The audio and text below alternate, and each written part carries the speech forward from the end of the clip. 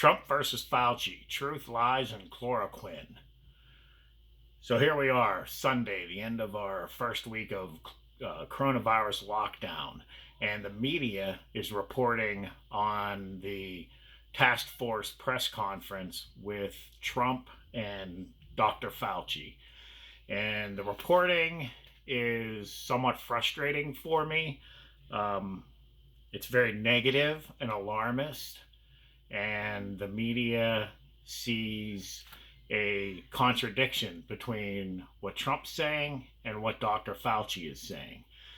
The best report I've seen on this is for a local newspaper, the TribLive.com, and they reported it as fascinating to watch, that the two were careful not to directly contradict one another, but they were still saying different things.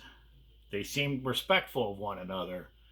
So they were more intrigued by the exchange. They still didn't understand how to interpret it, but at least they weren't being terribly alarmist.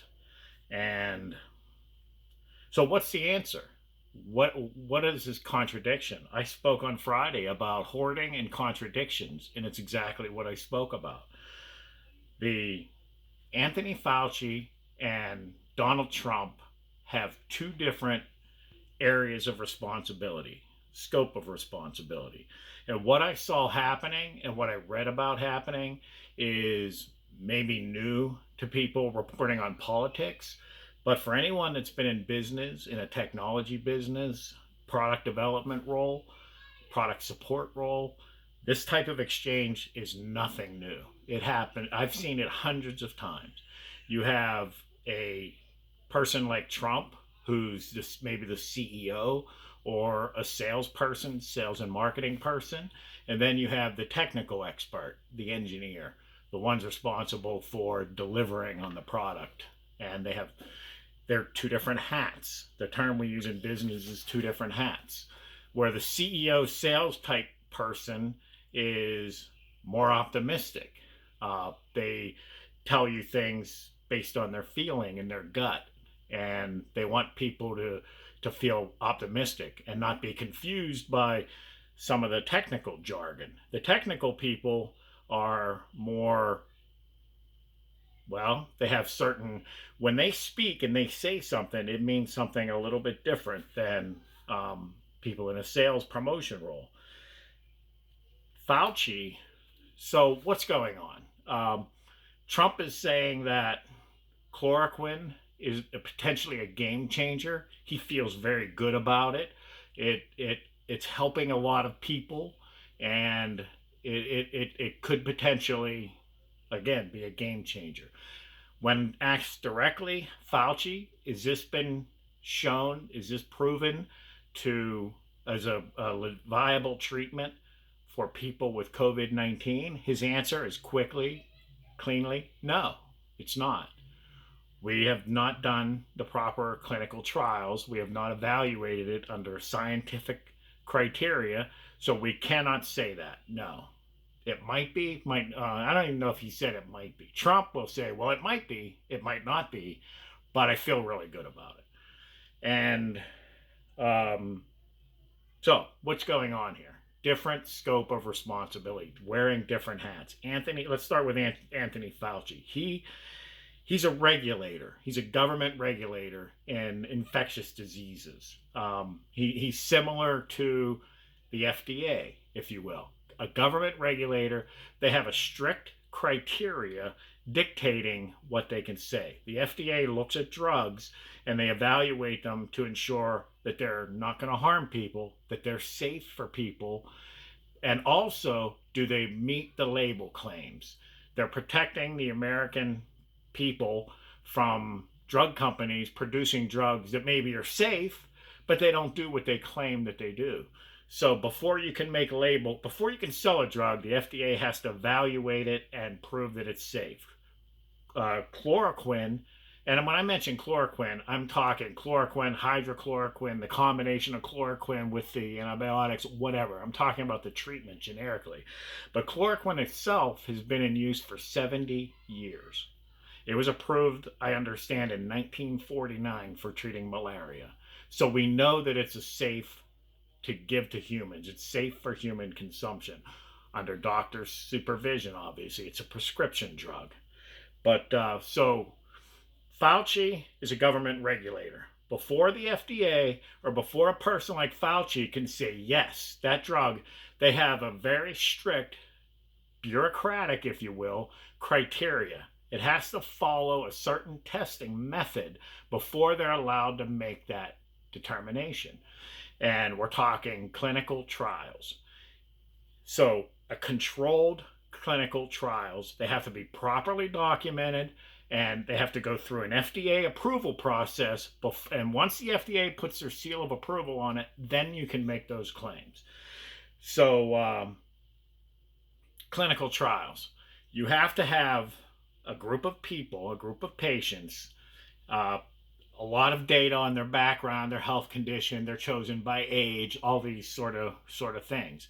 And half of them you give the drug to, half of them you do something different. Maybe you do nothing, you just do normal treatments. Maybe you give them a placebo, whatever. You have half treated with the drug, half without the drug, and then you follow outcomes over the course of treatment and possibly beyond, recording the data very carefully, in very great detail. And at the end of it, if it's shown that the group given the drug improved, showed recovery better than the group not given the drug under specific predefined criteria, then you can say, the government will allow you to say, yes, this is a approved way of treating COVID-19. But the drug is on the market, the drug is safe, and doctors are allowed to prescribe it. They can prescribe it. So what's happened? I understand China used this treatment, and doctors anecdotally said that it had good results. France, one doctor treated round about 100 patients. Claims they all were cured. They all were benefiting from it. Two other doctors within France heard about it, consulted with this doctor, gave it to their patients, reported similar results. It's anecdotal. What does that mean? Anecdotal means that it's not a strict experimental criteria with all the data written down. Anecdotal just means there is actually someone wrote a report. I don't know the source of the report, but someone wrote a report from France stating that this happened, what results they saw. These doctors are not Anthony Fauci's role. And Anthony Fauci is not an emergency room doctor. He is not treating patients. Two different hats. Just like Trump and Fauci, Fauci and the doctors are in different roles. So you have doctors out in the field in countries where their patients are suffering. They're already overrun. They can't treat them all, or they're near that point. They're looking for something to do. Doctors have heard that this works. They try it. They report back and say, it worked. Use it.